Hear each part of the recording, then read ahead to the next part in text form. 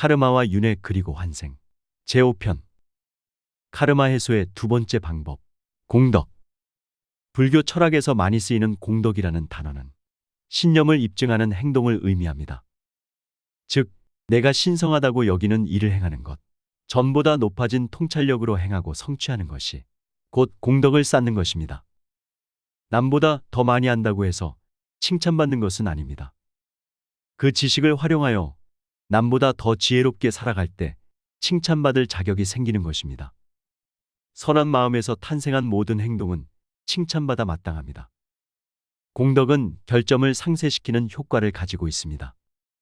우리가 공덕을 쌓을 때마다 지금까지 나에게 짐으로 작용했던 결점 하나가 사라지게 되어 있습니다. 선 불교에서 공덕은 삶의 압력으로부터 의식적으로 거리를 두는 것을 의미합니다.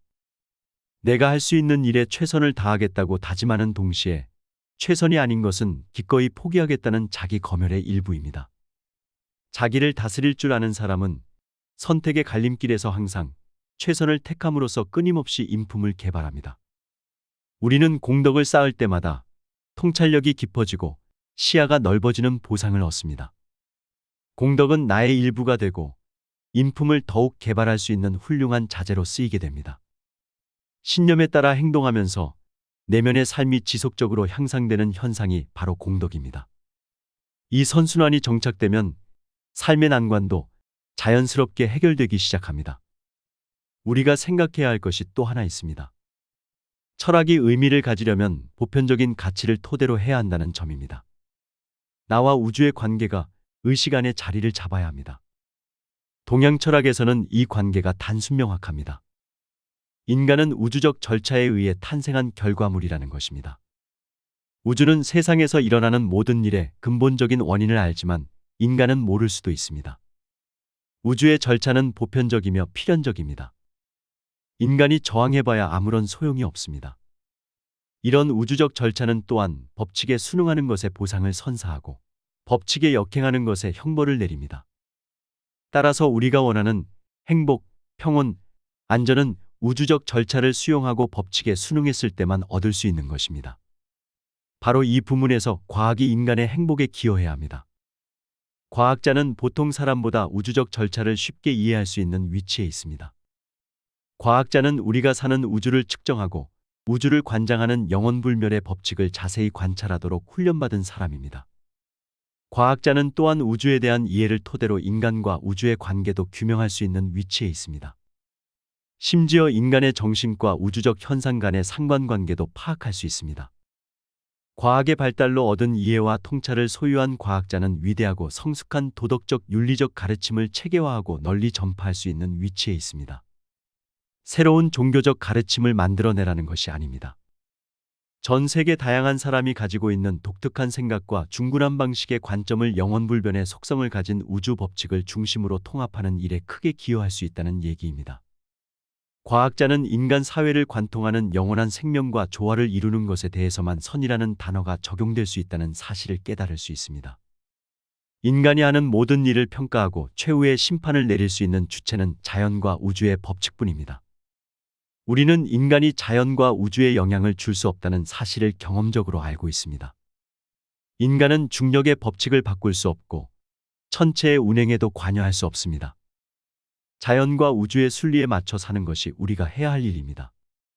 이 같은 진리를 발견하는 것이 지혜이며 나를 자연과 우주의 섭리에 맞추는 것이 자기 규율입니다.